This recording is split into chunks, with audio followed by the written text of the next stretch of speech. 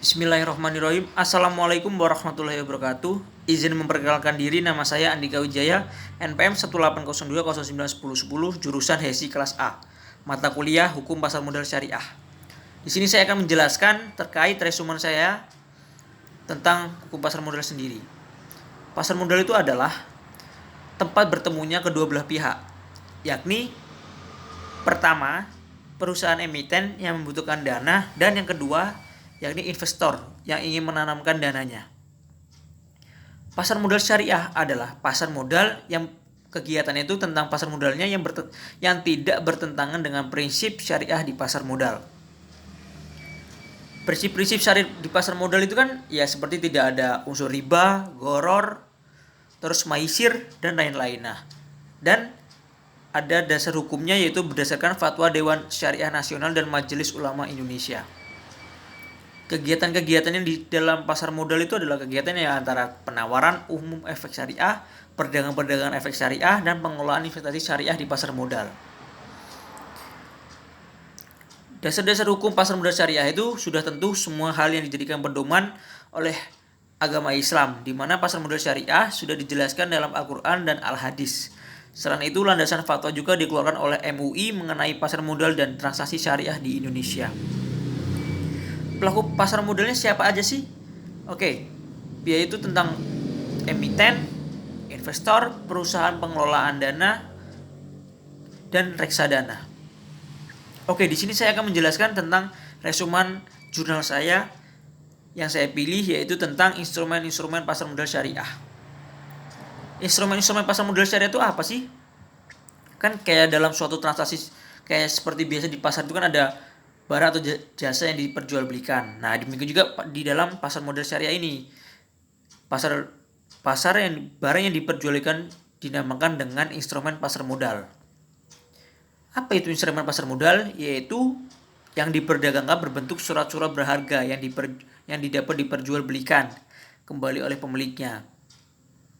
Baik instrumen pasar modal bersifat kepemilikan. Instrumen pasar modal syariah berbeda dengan instrumen pasar modal konvensional, di mana kalau yang di pasar modal syariah sudah pasti yang tidak bertentangan dengan hukum syariah itu sendiri, yang tetap berprinsip tentang syariah. Instrumen-instrumen pasar modal yang diperjualbelikan di pasar modal konvensional adalah surat-surat berharga, ya seperti saham, obligasi, sedangkan instrumen yang diperdagangkan pada pasar modal syariah yaitu adalah saham, obligasi syariah, dan reksadana syariah. Selanjutnya yaitu tentang mekanisme beroperasinya pasar modal syariah.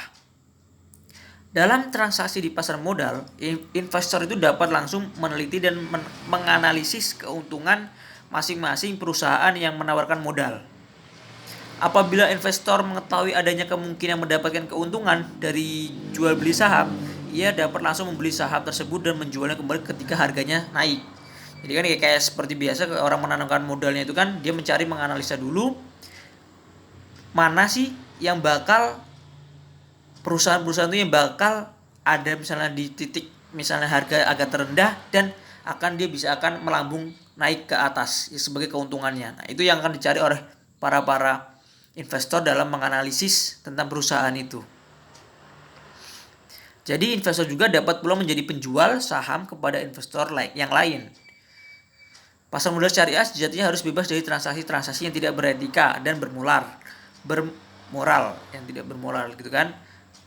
Gimana dalam pasar modal syariah itu sudah saya jelaskan sebelumnya tadi yang bertentangan dengan syariah dan unsur-unsurnya dalam kegiatan ini yaitu tidak ada unsur riba atau terus ada lagi maisir, ada gharar, itu tidak termasuk dalam pasar modal syariah.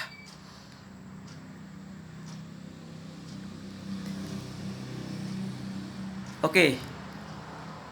Pasar modal syariah itu harus membuang-buang jauh setiap transaksi yang mengandung unsur spekulasi. Jadinya di dalam pasar modal syariah itu kita harus benar-benar menganalisis gimana dalam perusahaan itu akankah misalnya mendapat keuntungan atau tidak, kan itu jelas. Misalnya ya kita harus menganalisis lebih lanjut dan semuanya itu analisisnya itu fakta yang kita temukan itu. Misalnya kayak yang terjadi tuh harus kita jelasin semuanya.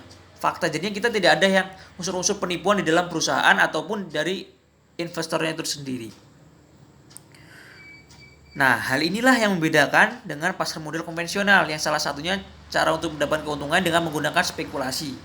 Walaupun diakui dalam kasus-kasus tertentu seperti insiden trading dan manipulasi, banyak yang membuat yang laporan palsu yang dilarang pada konvensional, tapi kan kebanyakan masih di dalam pasar modal konvensional itu masih ada yang menggunakan hal-hal tersebut. Tapi di dalam pasar modal syariah tidak diperbolehkan dalam hal tersebut. Oke, sekian penjelasan tentang terkait materi yang saya resumkan. Apabila ada salah kata, saya mohon maaf. Saya akhiri, wabillahi taufiq wal hidayah. Wassalamualaikum warahmatullahi wabarakatuh.